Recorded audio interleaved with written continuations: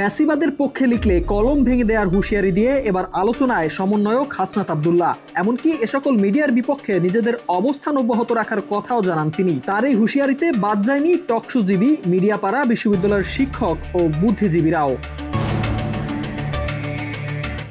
বৈষম্যবিরোধী ছাত্র আন্দোলনের এই আহ্বায়ক বলেন, ফ্যাসিবাদের পক্ষে যেসব কলম লিখবে আমরা সেই কলম আবার ভেঙে দেব। যেসব টকশোজীবী, মিডিয়াপাড়া বিশ্ববিদ্যালয়ের শিক্ষক, বুদ্ধিজীবী আওয়ামী লীগের মানবাধিকারের জন্য সরব হয়েছে, তারাই এতদিন এই ফ্যাসিবাদকে পৃষ্ঠপোষকতা দিয়েছিলেন বলেও মন্তব্য করেন তিনি।